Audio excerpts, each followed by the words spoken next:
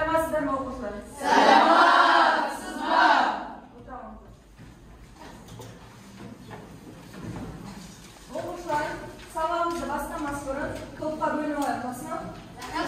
Kelip, bir-birge biyetlerimizi alamızda erdimiz oyunlarına okurlar. Salamımızda gelirse köngül жақсы көңіл күймен бастау үшін бір-бірімізбен қол алысып амандасамыз. Bir-бірімізбен қол алысып амандасамыз. Жақсы. Басқа топ мүшелеріне қол бұлғаймыз.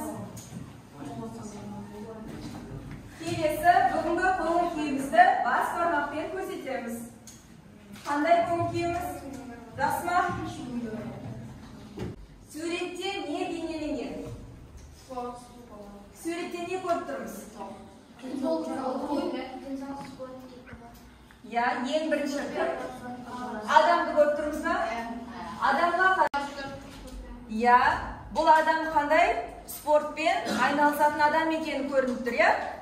Ал енді денсаулыққа байланысты, оның денсаулығын, оның сыртқы келбетінен бағалай аламыз ба?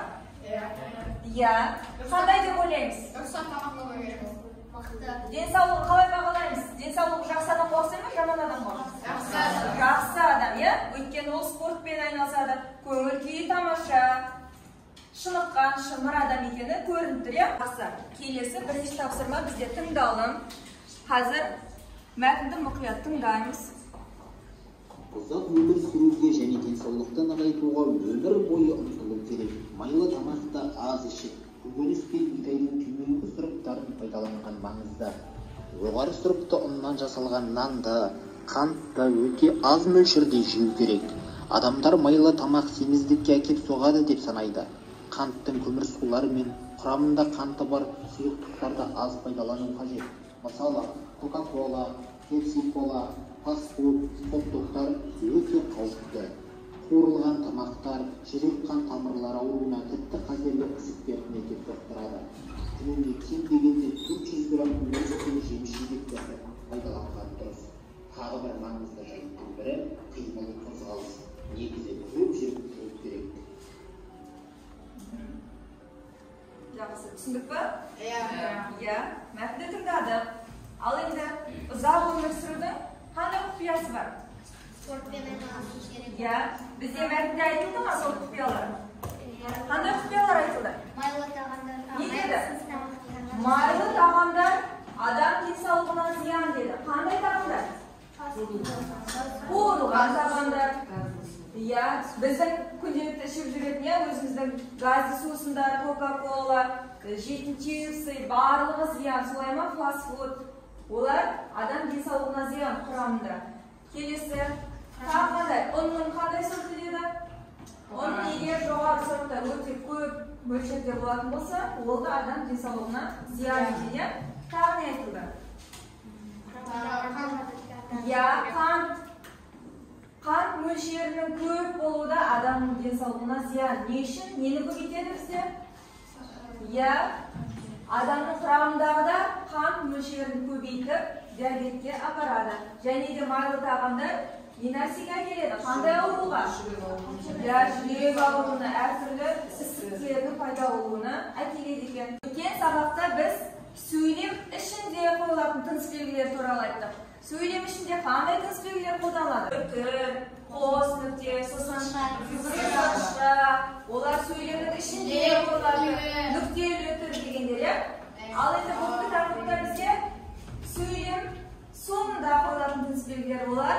Қандай? Не белгісі, сұрақ белгісі, нүкте, көп нүкте. Олар сөйлем соңында қойылатын тыныс белгілер. Қазір осылар тапсырмаларды кездеседі. Олай болса, екінші тапсырма бізде домино әдісі. Қазір сіздерге мәтін қиындыларын таратамыз. Мәтін қиындыларын таратқан кезде құрастырамыз. Яғни домино құрастырамыз да мәтінді толық оқимыз.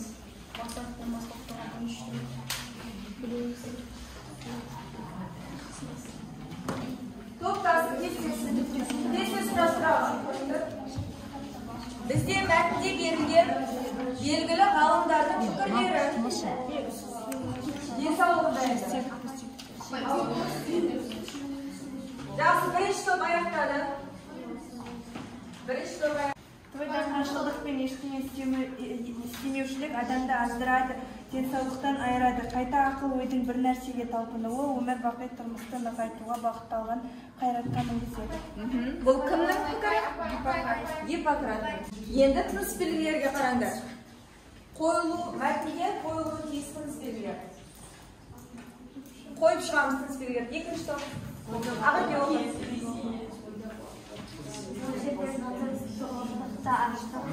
және басқа да ауытқушылықтың бәрі де денсаулыққа қолайлы Гиппократ.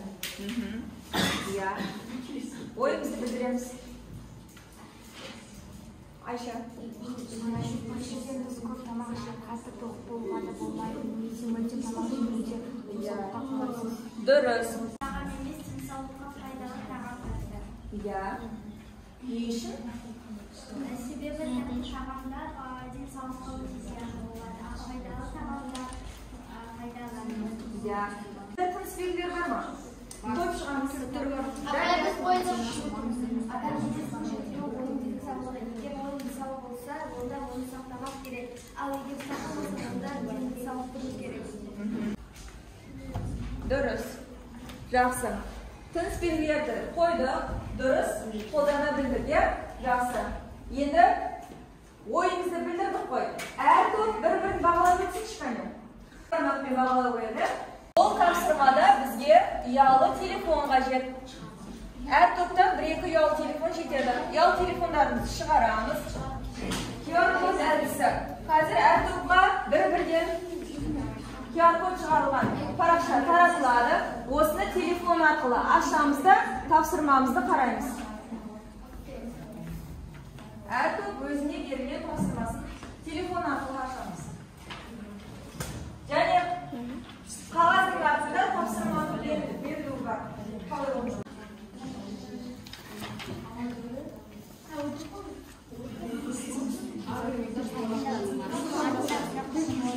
Енді парақшаның артында тапсырма берілген. Оқимызда суретке қараймыз.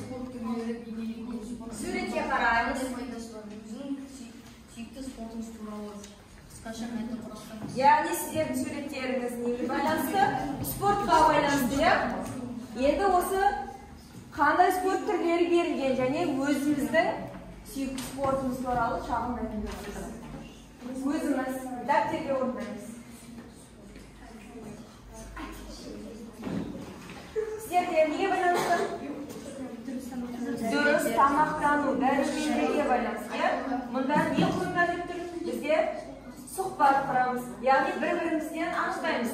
Қандай дәрумендер көп пайдаланамыз? Яғни қай пайдалы тағамды? Бір-бірімізден сұрай отырмыз. Қазір бірнеше оқушылар бар, жеке тапсырмалар бар. Данияр. Осы жеке тапсырма бар. Дархан.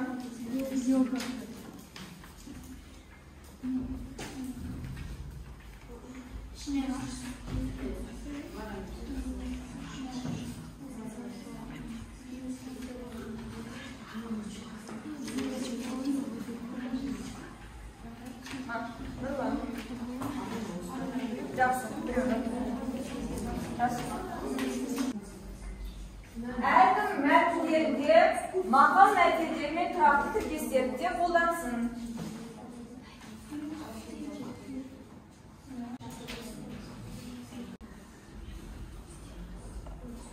Сіздердің тақырыптарыңыз не деп қойдық?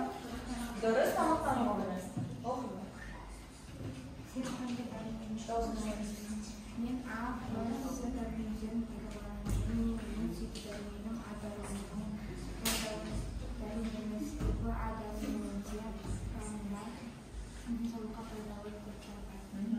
Ол, тоқтай тұр, ол қандай тағамдарда кездеседі?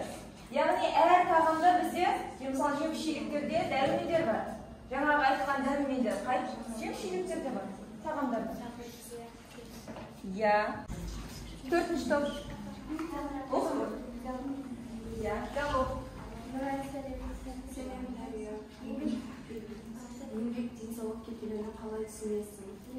бірнеше мәлімет береді.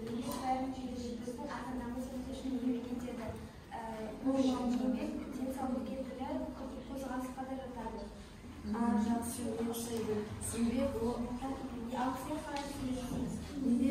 өз маңдайынан шыққан сөз. Еңбек тек бір-біріне көмектесу және де танымайтын адамдарға көмектесу. Расындағы еңбек ететін адамдар ата-анамыз. Яғни сіздер тақырыптарыңыз қозғалысқа байланысты, иә? Дұрыс. Болды ма? Сіздердің тақырыптарыңыз қандай еді? Тазалыққа байланысты. Кім оқиды? Дана. Диалог па? Сәлем, Дана. Маған тазалық жайлы өз пікірімді айтып берсең, қалай қарайсың? Тазалық денсаулық кетіреді, тазалықта тазалық достыққа беру керек, тазалық достыққа денсаулық. Иә. Болды па? Иә. Тазалыққа бізде суреттерімізде не? Неге байланысты? Жеке гигиенаға байланысты, иә? Суретте басып велосипед, қанқол, және тағы басқа спорттар жүргізген. Спорттық адам денсаулығына пайдасы да болады. Денсаулық үшін уақытылы тамақтан қозғалып, спортпен айналысу қажет. Маған баскетбол ұнайды. Өз спорттарда қозғалысы үшін спортты қалай Жақсы. Яғни сен осы спорт түрлерімен айналысасың, иә? Сүйікті спортыңыздың түрі. Абылай, сен ше, қандай спорт түрімен айналысасың? Иә. Жақсы. Енді топ ішінде бір-бірімізді бағалап, 10 балға дейін балымызды қойып шығамыз. Тапсырма. Келесі тапсырма. Әркім жеке-жеке парақшалардан алсын. Бізде парақшаларда тұрақты тіркестер мен мақал мәтелдерге байланысты тапсырмалар берген. Антоним болатын тұрақты тіркестерді осы сөздердің осында берілген. Мағынасы жағынан бір-біріне антоним тұрақты тіркестер. Ажыратасыздар, мақалдарды бір бөлек, тұрақты тіркестерді бір бөлек. Сөзбен анықтаймыз. Мысалы, үріп ауызға салғанда қандай мағына білдіреді? Әдемі деген бір ғана мысалы сөзбен мағына білдіреді. Кенеттен деген сөзге аяқ астынан деген жерден ойда жоқта ойламаған жерден келіп жатады. Екі уақытқа екі арасында қас қарайғанда қара көлеңке ел орнына отыра деген ол ұмытқан. Яғни екі бөлек бөліп жазды. Бұның барлығы не? Тұрақты тіркестер. Тұрақты тіркестер кім айтады? Тұрақты тіркестер кім бөліп жазды? Диана. Теперь наша тұрақты тіркестер спокойно сжимал, банан шайнал и только басқа пәлеттерден Қатесі қайсысы? Кім айтады? Қайсысы қате болды? Басқа бәле тілден деген. Тұрақты тіркес па, мақал мәтел ма? Мақал мәтел. Айтады. Ауызға салғандай әдемі, ат төбесінде аз, ауыр жақты үндемеді, көз жазды адасты, төбесі көкке жетті қуанды, ішіне мұз қатты. Ол сөзіне қошты еңбек. Иә, сазайын таптырды. Бұлар тұрақты тіркестердің мағынасы. Орындап па? Сабағымыз аяқталуға таман қалды. Енді кері байланыс. Бүгінгі сабақта не түсіндік, не алдық? Кері байланыс. Әр топ мүшесі бір-бір парақтан алыңыздар. Қазір кері байланысты осы арқылы көрсетесіздер. Әркім бір-бірге.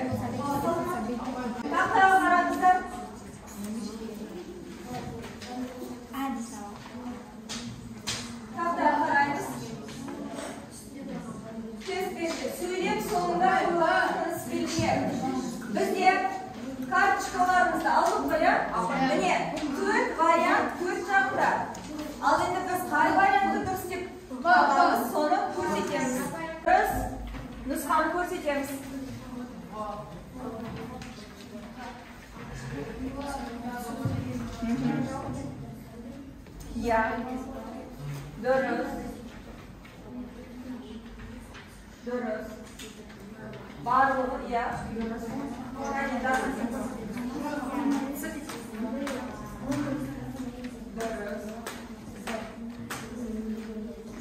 Яғни қандай сөздер екен?